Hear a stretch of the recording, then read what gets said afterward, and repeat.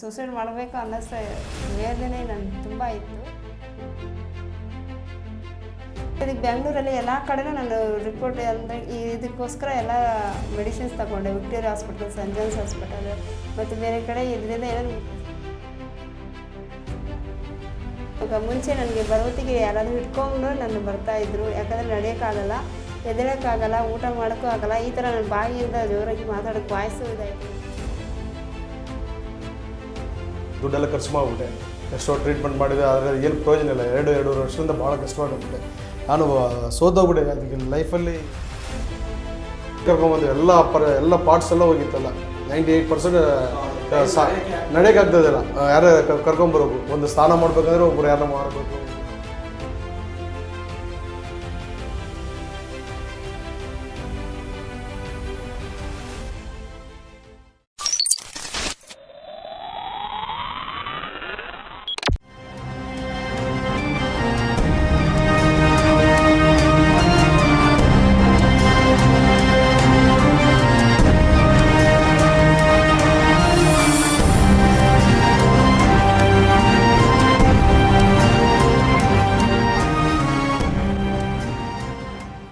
போகசித்த மருத்துவ நேயர்களுக்கு வணக்கம். இப்போ நம்மகிட்ட பேஷண்ட் வந்திருக்காங்க. அவங்க கன்னடா அப்படிங்கிறதுனால அவங்க கன்னடத்தில் சொல்லுவாங்க. அவங்களுக்கு என்ன ப்ராப்ளத்துக்காக வந்தாங்க, இப்போ எப்படி இருக்காங்கன்னு அவங்களே சொல்லுவாங்க. நீங்கள் சொல்லுங்கம்மா. ನನ್ನ ಹೆಸರು ಶಶಿಕಲಾ. ನಾನು ಬ್ಯಾಂಗ್ಳೂರಿಂದ ಬಂದಿರೋದು. ನನಗೆ ಬಂದು ತುಂಬ ಅಂದರೆ ಈ ಆರ್ಥೋಟಿಸ್ಟು ಮತ್ತು ಫಿಸಿಷಿಯನ್ಸ್ ಅದರಿಂದ ಸ್ಕಿನ್ ಪ್ರಾಬ್ಲಮಿಂದ ತುಂಬ ಅಂದರೆ ಹೆಚ್ಚು ಕಮ್ಮಿ ಅಂದರೆ 3 ವರ್ಷದಿಂದ ನಾನು ತುಂಬ ಬಾಧೆಯಲ್ಲಿದ್ದೆ. ಲಾಸ್ಟ್ ಮೂಮೆಂಟ್ ನನಗೆ ಏನು ಬದುಕೋಕ್ಕೆ ಇಷ್ಟ ಇಲ್ಲ ಅನ್ನೋ ಥರಷ್ಟು ನನಗೆ ಅಷ್ಟು ಬಾಧೆ ಕೊಟ್ಟಿತ್ತು. ಲಾಸ್ಟಿಗೆ ನಾನೇ ಸಾರ್ನ ಯೂಟ್ಯೂಬಿಂದ ನಾನು ಸರ್ಚ್ ಮಾಡಿಬಿಟ್ಟು ನಾನು ಇಲ್ಲಿ ಬಂದೆ ಟ್ರೀಟ್ಮೆಂಟಿಗೋಸ್ಕರ.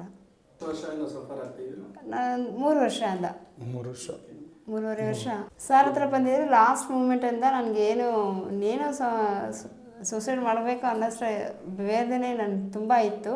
ಲಾಸ್ಟಿಗೆ ಸಾರ್ ಯೂಟ್ಯೂಬಿಂದ ನೋಡೋದಕ್ಕೆ ಆಮೇಲೆ ನನಗೆ ಜನವರಿ ತಿಂಗಳಲ್ಲಿ ಲಾಸ್ಟ್ ಮಂತಲ್ಲಿ ಬಂದೆ. ಇಲ್ಲಿ ಬಂದು ಒಂದು 8 ತಿಂಗಳಲ್ಲಿ ಇವಾಗ ನಾನು ಚೆನ್ನಾಗಿದ್ದೀನಿ. ಹೌದು ಸರ್. ಅವರು ಮಣಿಗಂಡನ್ ಸಾರ್ದು ಮತ್ತು ಇನ್ನೊಬ್ರು ಲೇಡಿದು ಒಬ್ರದ್ದು ನೋಡಿದ್ದೆ. ಅವ್ರು ಯೂಟ್ಯೂಬಲ್ಲಿ ನೋಡಿದೆ. ಹೌದು, ನನಗೆ ರಿಲೇಟಿವ್ ಆಗಿರೋದ್ರೆ ನಾನು ಸರ್ಚ್ ಮಾಡ್ತಾ ಇದ್ದೆ ತುಂಬ ದಿನದಿಂದಲೇ. ಆದರೆ ಆಯುರ್ವೇದಿಕ್ ಬೆಂಗಳೂರಲ್ಲಿ ಎಲ್ಲ ಕಡೆನೂ ನಾನು ರಿಪೋರ್ಟ್ ಅಂದರೆ ಇದಕ್ಕೋಸ್ಕರ ಎಲ್ಲ ಮೆಡಿಸಿನ್ಸ್ ತಗೊಂಡೆ. Victoria hospital, Saint John's hospital ಮತ್ತು ಬೇರೆ ಕಡೆ ಇದರಿಂದ ಏನಾದ್ರು ಮುಕ್ತಿ ಸಿಗುತ್ತಾ ಅನ್ನೋದು ಎಲ್ಲ ಹಾಸ್ಪಿಟಲು ಮತ್ತು ಬೆಡ್ ಚೆಕಪ್ಪಿಂದ ತೋರಿಸಿದೆ. ಅವ್ರನ್ನ ಅಲ್ಲಿ ಹಾಸ್ಪಿಟಲ್ ಮೆಡಿಸಿನ್ ತಗೊಂಡು ಆದಮೇಲೆ ನನಗೆ ಕಿಡ್ನಿ ಫೇಲ್ಯೂರ್ ಆಯಿತು.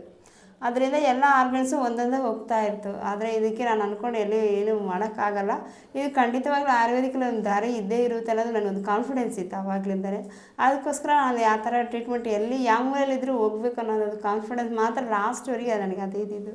ಆದ್ದರಿಂದ ಲಾಸ್ಟ್ ಟೈಮ್ ನಾನು ಹುಡುಕಿದಾಗ ಇದು ಸರ್ ನನಗೆ ಅದು ಬೆಂಗಳೂರಲ್ಲೇ ಸಿಕ್ಕರು. ಅದು ನನ್ನ ಪುಣ್ಯ ಅಂತ ಹೇಳಬೇಕು. ನಾನು ಒಂದು 2 ಡೇಸ್ ಮುಂಚೆನೇ ಅವ್ರು ಸರ್ ನನಗೆ ಸಿಕ್ಕಿದ್ರು.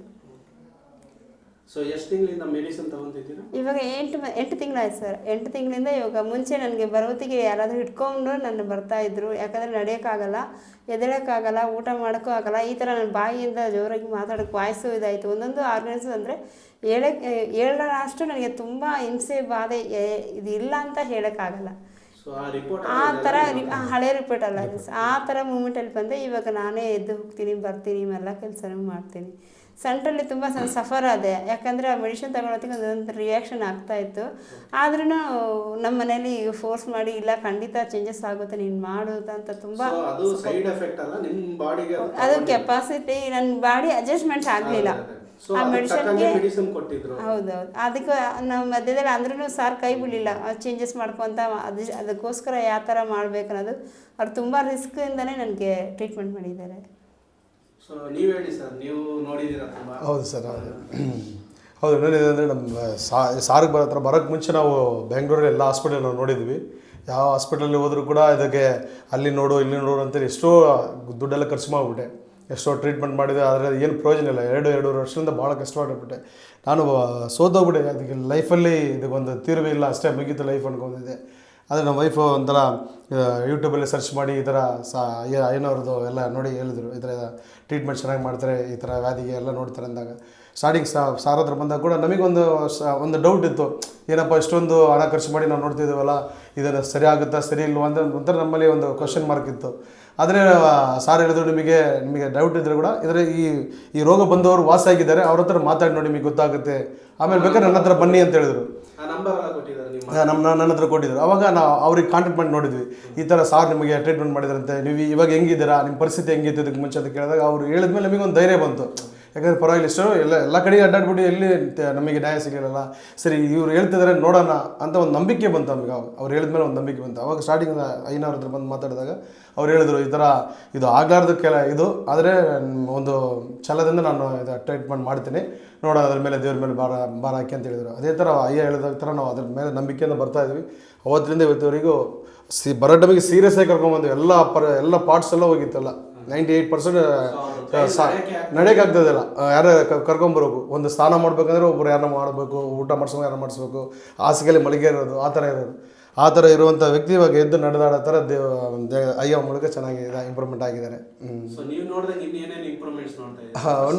ಫಸ್ಟಿಗಿಂತ ಇವಾಗ ಏನಂದ್ರೆ ನನಗೇನು ಖುಷಿ ಅಂದರೆ ಇವಾಗ ಅವ್ರ ಕೆಲಸ ಅವರೇ ಮಾಡ್ತಾ ಇದ್ದಾರೆ. ಅದಕ್ಕೆ ಮುಂಚೆಲ್ಲ ಒಂಥರ ಒಂದು ಮಗು ಹಾಸಿಗೆಯಲ್ಲಿದ್ದರೆ ಹೆಂಗಿರುತ್ತೆ ಅದೇ ಥರ ಮಲಗಿರ್ತಾರೆ. ಪ್ರತಿಯೊಂದು ಅವರೇ ನಾವೇ ನೋಡಬೇಕು, ನೋಡ್ಕೊಳಕ್ಕೆ ಇರಲೇಬೇಕು. ಎದ್ದು ನಡೆಯೋಕ್ಕಾಗಲ್ಲ, ಕೆಳಗೆ ಕುಂದ್ರೋಕ್ಕಾಗಲ್ಲ, ನಿಂದ್ರೋಕ್ಕಾಗಲ್ಲ, ಬ್ರಷ್ ಮಾಡೋಕ್ಕಾಗಲ್ಲ, ಬಾಯಿ ತೆಗೋಕ್ಕಾಗಲ್ಲ. ಇದೆಲ್ಲ ಫುಲ್ ಟೈಟ್ನೆಸ್ ಆಗಿತ್ತು, ಫುಲ್ ಮುಖ ಎಲ್ಲ ಫುಲ್ ಬ್ಲಾಕ್ ಆಗಿತ್ತು. ಇವಾಗ ಬರ್ತಾ ಟ್ರೀಟ್ಮೆಂಟಿಂದ ಎಲ್ಲ ಒಂದೊಂದೊಂದು ಚೇಂಜಸ್ ಆಗ್ತಾ ಇದೆ. ಇವಾಗ 9 ಮಂತಿಗೆಲ್ಲ ಫುಲ್ ಇಂಪ್ರೂವ್ಮೆಂಟ್ ಆಗಿದೆ. ಭಾಳ ಸಂತೋಷ ಆಗ್ತಾಯಿದೆ. 95% ಇಂಪ್ರೂವ್ಮೆಂಟ್ ಆಗಿದೆ. ಯಾಕಂದ್ರೆ ನಮ್ಮ ಲೈಫಲ್ಲಿ ಈ ಥರ ಆಗಿರೋದು ಇನ್ನೂ ಜನಗಳಿಗೆ ಚೆನ್ನಾಗಾಗಬೇಕಂತ ನಮ್ಮ ಆಸೆ. ಅದೊಂದು ಭಾಳ ನೋಡಿದಂಗೆ ಅವರು ಈ ರೋಗ ಬರೋವಾಗ ಏನಾದ್ರು ಊಟ ಮಾಡೋದು ಇಲ್ಲ ಮೋಷನ್ ಹೋಗೋದು ಇದೆಲ್ಲ ಕರೆಕ್ಟ್ ಆಗಿತ್ತು? ಇಲ್ಲ ಇವರು ಅಯ್ಯ ಹತ್ರ ಬರೋಕ್ಕೆ ಮುಂಚೆ ಎಲ್ಲ ಸರಿ ಊಟ ಮಾಡ್ತಾ ಇದ್ದಿಲ್ಲ, ಸರಿ ನಿದ್ದೆ ಮಾಡ್ತಾ ಇದ್ದಿಲ್ಲ, ಸರಿ ಮಲಗೋಕೆ ಕೂಡ ಆಗ್ತಾಯಿಲ್ಲ. ಯಾಕಂದ್ರೆ ಫುಲ್ ಬಾಡಿ ಎಲ್ಲ ಫುಲ್ ಪೇನ್, ಒಂಥರ ಡೆಡ್ ಬಾಡಿ ಹೆಂಗಿದ್ರು ಆ ಥರ ಇದ್ರು ಅವರು. ಇವಾಗ ಎಲ್ಲ ಇಂಪ್ರೂವ್ಮೆಂಟ್ ಈ ಒಂದು 8-9 ಮಂತಲ್ಲೆಲ್ಲ ಫುಲ್ ಇಂಪ್ರೂವ್ಮೆಂಟ್ ಆಗಿದೆ. ಇವಾಗ ಚೆನ್ನಾಗಿ ನಿದ್ದೆ ಮಾಡ್ತಾರೆ, ಚೆನ್ನಾಗಿ ಊಟ ಮಾಡ್ತಾರೆ. ಅದೊಂದು ಭಾಳ ಖುಷಿಯಾಗಿದೆ. ನಮಗೆ ಎಷ್ಟೋ ಮಂದಿ ನಮ್ಮ ಲೈಫಲ್ಲಿ ಆಗಿದ್ರೆ ಈ ವಿಡಿಯೋ ನೋಡೋರು ಇನ್ನೊಬ್ಬರ ಲೈಫು ಕೂಡ ಚೇಂಜ್ ಆಗ್ಬೇಕು, ಅವ್ರಿಗೆ ಒಳ್ಳೇದಾಗಬೇಕಂತ ನಾವು ಬಯಸ್ತಾ ಇದ್ದೀವಿ. ಹೌದೌದು. ಅದೇ ಥರ ನಾನು ಕೆಲಸ ಮಾಡೋ ಜಾಗದಲ್ಲಿ ಕೂಡ ನಮ್ಮ ಲೈಫಲ್ಲಿ ಏನು ನಡೀತಿದೆ ನಿಮ್ಮ ಲೈಫಲ್ಲಿ ನಡೆಯುತ್ತೆ ಅಂತೇಳಿ ಅವ್ರು ಕೂಡ ಅದನ್ನು ಹೇಳಿ ಕರ್ಕೊಂಬರ್ತಿದ್ದಾರೆ. ಈ ಥರ ஏற்கனவே ஒருத்தர் வீடியோ கொடுத்ததுனால தானே இவங்க பார்த்துட்டு வர முடிஞ்சது இல்லையா? ஆமாம். அப்போ நாம் ஒருத்தர் கொடுக்கறதுனால நம்ம இன்னும் ஒரு 4 பேர் வந்து சரியாக. ಇವಾಗ ನಾವು ಒಬ್ಬರು ವಿಡಿಯೋ ನೋಡಿ ನಾವು ಇಲ್ಲಿ ಬಂದ್ವಿ, ನಮ್ಮ ವಿಡಿಯೋ ನೋಡಿ ಇನ್ನೊಬ್ಬರು 4 ಮಂದಿಗೆ ಒಳ್ಳೇದಾಗಲಿ ಅಂತ ನಾವು ಅಷ್ಟೇ ನಮ್ಮ ಇದು. அதுக்காக தான் இந்த காணொலி. சரி, வேற ஏதாவது சொல்லணும்னு நினைக்கிறீங்களா? ಇಲ್ಲ, ನಮಗೆ ಭಾಳ ಸಂತೋಷ. ಯಾಕಂದರೆ ನಮಗೊಂದು ಹೊಸ ಜೀವನ ದೇವ್ರು ಕೊಟ್ಟಂಗೆ. ಮೆಡಿಸಿನ್ ಕರೆಕ್ಟಾಗಿ ಇವ್ರು ಫಾಲೋ ಅಪ್ ಮಾಡಿರೋದು 5 ತಿಂಗಳು, ಬಟ್ ನಾವು 9 ಮಂತಿಂದ ಬರ್ತಾ ಇದ್ವಿ. 5 ತಿಂಗಳು ಟ್ರೀಟ್ಮೆಂಟ್ ಒಳಗೆ. ನನ್ನ ಅನಿಸಿಕೆ ಮಟ್ಟಿಗೆ ಒಂದು 90% ಇಂಪ್ರೂವ್ಮೆಂಟ್ ಆಗಿದ್ದಾರೆ. ಯಾಕಂದರೆ ಅದಕ್ಕೆ ಮುಂಚೆಲ್ಲ ಬಾಯಿ ತೆಗಿಯೋಕ್ಕಾಗಲಿಲ್ಲ. ಬಾಯಿ ತೆಗಿಯೋಕ್ಕಾಗದ್ರೆ ಇದೆಲ್ಲ ಫುಲ್ ಬ್ಲ್ಯಾಕ್ನೆಸ್, ಫುಲ್ ಇದೆಲ್ಲ ಫುಲ್ ಟೈಟ್, ಇದೆಲ್ಲ ಅಂಥದ್ರಲ್ಲಿ ಇದೆಲ್ಲ ಫುಲ್ ಇಂಪ್ರೂವ್ಮೆಂಟ್ ಆಗಿದೆ. ಇದೆಲ್ಲ ಇಂಪ್ರೂವ್ಮೆಂಟ್ ಆಗಿದೆ, ಇದೆಲ್ಲ ಇಂಪ್ರೂವ್ಮೆಂಟ್ ಆಗಿದೆ.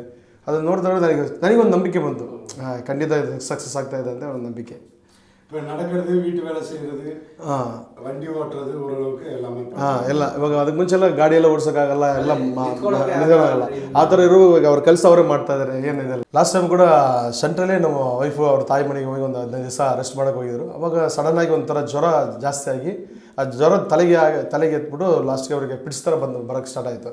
ಅವಾಗ ಗಾಬರಿಯಿಂದ ನಾನು ಲಾಸ್ಟ್ ಟೈಮ್ ಮತ್ತೆ ಇಲ್ಲಿ ಬೆಂಗಳೂರು ಕರ್ಕೊಂಬಂದ್ಮೇಲೆ ಕೂಡ ಇಲ್ಲಿ ಕೂಡ ಜಾಸ್ತಿ ಒಂದು 2 ಟೈಮ್ ಬಂದ್ಬಿಟ್ಟಿದ್ದು.